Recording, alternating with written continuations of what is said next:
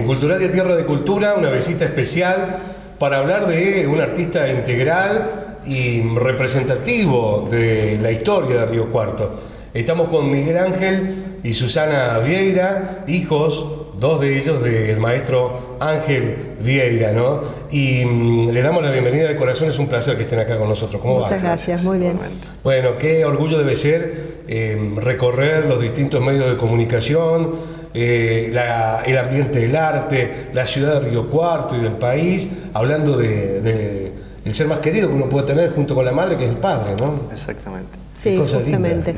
Sí, esta semana se cumplen, mejor dicho, ayer, pero bueno, lo vamos a trasladar a toda la semana, se cumplen 20 años de su fallecimiento y es por eso que quisimos hacer algo para recordarlo y no solo artísticamente, sino desde el punto de vista humano. Sobre todo, ¿no? Pero hablemos un poquito, si ustedes son tan amables, ya vamos a ir a ese punto. Ángel, ¿dónde es que nace? ¿Acá en Río Cuarto, en la región? ¿Cómo es la historia? Él es oriundo de Río Cuarto, nació teniendo muchos familiares en el campo, por lo tanto, de ahí yo creo que trae un amor especial por la zona rural y el campo. Pero vivió toda su vida en Río Cuarto y es a donde desarrolló su arte también, de donde desarrolló. Miguel Ángel, ¿y en la familia había artistas de este tipo, pintores, así, o fue el primero? No, fue el primero, único hijo, su papá era mecánico de automóviles y bueno, la mamá una luchadora, nuestra abuela, sí.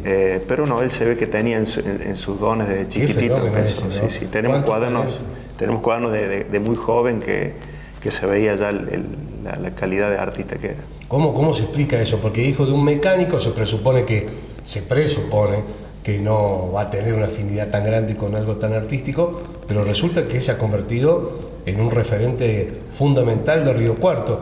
¿Cuándo viene a la ciudad? ¿Empieza a estudiar la primaria, la secundaria? Claro, él empieza a estudiar la primaria y la secundaria la hizo en el colegio comercial. Ajá. Y en ese entonces el título del secundario daba la posibilidad de salir con una formación.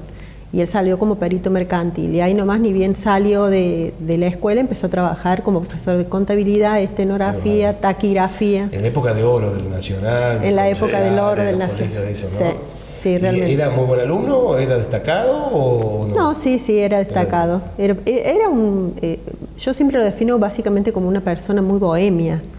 Una persona bohemia, pero una persona dedicada, una persona disciplinada en lo que le gustaba, obviamente, porque como todo bohemio también tenía cosas que por ahí, como no le interesaban tanto, no era tan prolijo en la realización, pero sí, siempre fue una persona, digamos, un buen alumno, se destacaba por eso. Incluso la misma gente, los mismos directivos de la escuela, cuando él sale de la escuela, le proponen ser docente de la escuela. Claro, no se lo querían perder. No se lo querían perder. Una maravilla. Miguel Ángel, ¿y cuándo tiene su primera aproximación formal con la educación artística, llamale?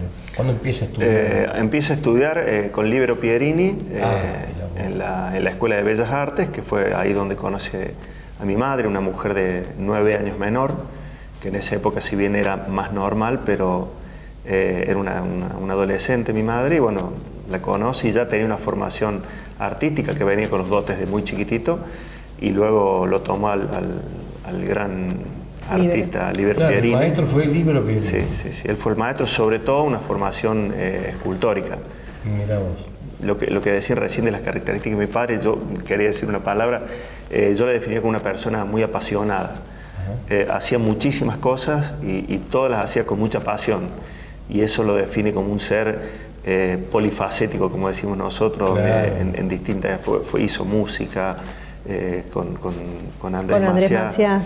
Claro, porque fue un bohemio de una época de oro también, riocuartense, Oro Tofico, y los inicios de la televisión, la radio, Tulio Reina. El canal, el diario Pregón empezó a dibujar ahí también, tuvo una agencia de publicidad. Vi que también tuvo su parte escultórica, pero también de caricatura, de pintura a nivel óleos, pero también algo de acuarela, en fin, como vos definías, un inquieto absoluto. Y con Poroto Fico y con los inicios de la televisión hasta esos gráficos o carteles que se hacían a mano, ¿es así? Sí, sí. Por ejemplo, él volvía un día que tenían un programa de televisión, volvía a casa y nosotros sabíamos que a lo mejor él se quedaba hasta las 2 o 3 de la mañana porque tenía que hacer los carteles para el otro día. Y era todo en vivo y además todo producción manual, no había nada digitalizado, digamos. Entonces, como publicidades o carteles. Todo, absolutamente. Y si no, todo lo que fuese la parte de esculturas, también dedicado días y días a eso, porque, por ejemplo, el Cristo Obrero que está puesto en el complejo de Ayub, lo hizo él. Todos los monumentos de las madres que hay puesto en Alcira Gijena, en Elena, todos están hechos por él, es decir que era muy inquieto, digamos, tuvo como varias vetas artísticas. ¿Ustedes son 4 hijos? Sí. Somos 4 hermanos. ¿Y qué fue del destino de los otros 2? ¿Uno está en Europa? Sí, nuestro hermano más grande, Ricardo, está viviendo en Europa, hace varios años fue allá. Y bueno, viene cada tanto, digamos, cada 2 años, cada año viene a visitarnos, tenemos una relación muy linda. Que bueno, fue otra de las cosas que nuestro padre nos dejó, ¿no es cierto? El amor a la familia y la unión familiar como una base. Eso les iba a preguntar, ¿cómo era como padre, sobre todo con esta pasión que él tenía? ¿Qué les decía de las vocaciones? ¿Qué les decía de lo que ustedes eligieron como camino? Yo por eso te digo que él lo define como apasionado, yo como muy bohemio, digamos. Él siempre fue una persona que nos impulsó a elegir aquello que nos apasionara. Él no era una persona que te iba a determinar ni la profesión ni un destino, todo lo contrario. Él te decía que vos tenías que encontrar lo que a vos te gustara y seguir ese camino, independientemente de si eso te llevaba a la fortuna o a vivir con un poco menos. Lo importante era ser feliz. Y en relación a lo que era como papá, yo siempre cuento una anécdota porque me parece que es sumamente interesante. Yo tengo el recuerdo de estar, por ejemplo, en el garaje de mi casa para unas vacaciones de verano y mi papá estar con todos los chicos de la cuadra, que éramos muchos, éramos a lo mejor unos 10, 15, 20 chicos, porque en cada familia había 3 o 4 chicos, y nos entregaba a cada uno de nosotros una hoja con un lápiz y nos pedía que hiciéramos un garabato. Y nosotros después hacíamos fila y sobre ese garabato él hacía una figura, dibujaba una figura. Y cada uno se iba con su dibujito feliz a su casa. Qué maravilla. Entonces yo desde el punto de vista de hija y después como madre, uno comprende qué importantes son esos tiempos que los padres le dan a sus hijos. Y bueno, y tener estos recuerdos de mi padre son como son maravillosos.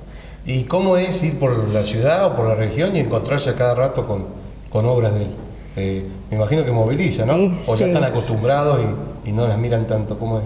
No, moviliza mucho. Y sobre todo, ¿sabes qué te moviliza más? El decir, por ejemplo, no sé, vas a un comercio y decís el apellido y te dicen, ¿qué sos de Ángel Vieira? Claro. Y a lo mejor vos le decís, soy hija, y te dicen, no, porque fue profesor mío, qué buen tipo. Yo me acuerdo una anécdota. Mi papá fue de la época de profesores en los que llevaba a sus alumnos a comer asados a mi casa. Yo me acuerdo de ser chica y de pronto, qué sé yo, encontrar con grupos de 20 alumnos comiendo un asado en la casa del profe.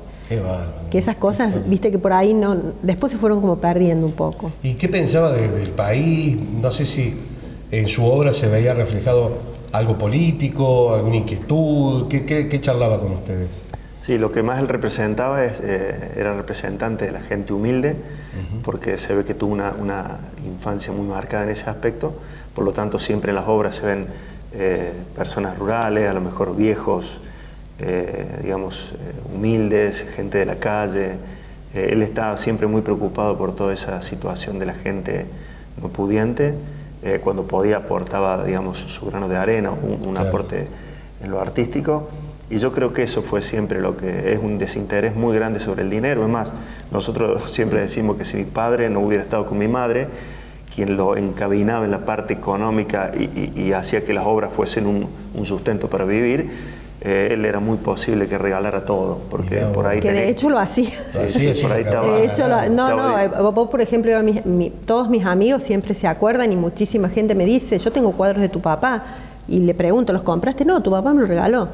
Porque vos ibas a mi casa y yo iba a mi casa porque, bueno, yo estoy viviendo ahora nuevamente en la casa que era de mis padres, que fue mi casa de infancia, y mi papá estaba dibujando en el comedor del casa. Y a lo mejor vos le decías, hola Ángel, ¿qué tal? Qué lindo lo que estás dibujando. Y él te decía, ¿te gusta? Sí, bueno, tu regalo. y te lo daba.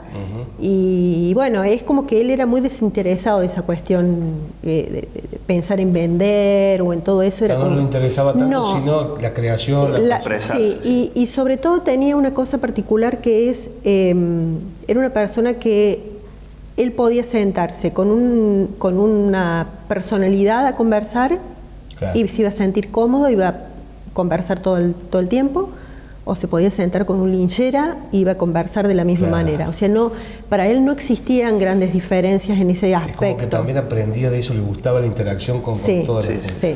Y ustedes que, más allá del conocimiento artístico, ¿no? Pero seguro han interactuado con tantos pintores, artistas y demás. ¿Cuál era la característica que lo hizo tan especial artísticamente a Ángel? La técnica, el trazo, ¿qué habrá sido? Seguro que ustedes fueron bien. Él era yo lo defino, a mí me gusta mucho el arte y él era un excelente dibujante. Esa es la clave para que cualquier técnica le resultaba sencilla. Tenía que aprender solamente la técnica de plasmado del pastel, del producto, el uso del digamos, material más que todo. Y el resto era expresión, tenía una cualidad terrible. Nunca ha hecho cuadros, o muy pocos cuadros con el objeto enfrente, siempre imaginándose. Obviamente veía mucho, dibujaba mucho caballo y miraba de libros la anatomía, lo estudiaba, pero cuando tenía que hacer un caballo sacaba de su interior todo lo que tenía para expresar. Era como un clásico de él, los caballos. Sí, los caballos y los viejos. Que son dificilísimos de dibujar, dicen, ¿no? Los que están. Y hay todo como un, no digo marcado, pero como un culto detrás de los pintores de caballos, porque hay mucha gente que valora profundamente. Sí. Y el que realmente conoce, digamos, la anatomía de un caballo o la forma de un caballo, realmente cuando los ve le parece increíble que sean tan auténticos, digamos, tan hasta representativos. Hecho retratos de caballos. Hay gente con caballos conocidos, le decía que quisiera que me lo pintes, y lo pintaba, le hacía un retrato gráfico. ¿Por qué no me cuentan ya lo que se viene en estos días, lo que se está dando, que es esta tarea también solidaria, si se quiere, y de ir mostrando algo de su obra en los comercios? ¿Es así? ¿Cómo es la idea? Contame. Antes yo, un preliminar. Nuestra madre, cuando mi padre falleció unos 16 años antes que mi madre, y después de fallecido ella tenía una vocación muy grande porque no se pierda, no se olvide el nombre de Ángel Viedma, fue quien lo continuó mostrando. Tenía una galería de arte, lo mostraba mucho. Y bueno, falleció mi madre hace unos 3 años, y desde entonces obviamente Ángel Viedma sigue resonando. Y bueno, Susana, que la hija, se dedicó a continuar el labor de mi madre, eso, ¿no? Que bueno, que ahora sí va a contar lo que ella tuvo este año. Está bien, porque ustedes lo mantienen con vida de alguna manera en lo artístico, para que el legado perdure, ¿no? Sí, en realidad cuando pensé en los 20 años, ¿qué se hace todos los años o cuando uno recuerda a alguien generalmente en este ámbito? Es hacer una exposición de cuadros, hacer una invitación, invitas a determinadas personas, qué sé yo, autoridades de la ciudad, pero siempre va dirigido a un grupo específico de la población. Entonces yo pensé, digo, hay una generación que no lo conoce. Hay un grupo de chicos jóvenes, hay niños que no lo conocen y no lo van a conocer a menos que se los hagamos ver. Entonces la idea fue justamente ponerlo a la vista de todo el mundo. Y bueno, y después de pensar bastante dije qué otra manera más que ponerlos en los comercios, donde todo el mundo pasa y transita, digamos, que lo vea el ciudadano común. Entonces, bueno, me contacté con los comercios, me contacté con los dueños de algunos comercios. Tuve que delimitar porque también de alguna manera quiero, digamos, pedir disculpas a algunos otros comercios donde no pudimos llevar, porque comercios hay muchos y están dispersos por muchas calles de Río Cuarto, pero transportar los cuadros enmarcados es bastante complejo. Entonces tomé 2 calles de la ciudad y pregunté si les interesaba la idea, y a todos les interesó. Así que bueno, fue exponer los cuadros en la vidriera el día el aniversario de su muerte, que fue ayer,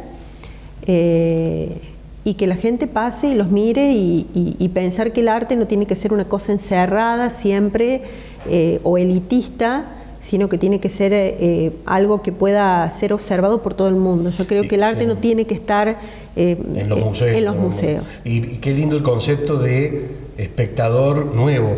Un experto. Claro, va a haber mucha gente que los va a ver por primera vez, que los va a disfrutar, que va a preguntar quién era, o quién era, y está tan ligado a la idiosincrasia y a la historia riocuartense reciente, que es maravilloso, porque se habla de alguna manera de eso, ¿no?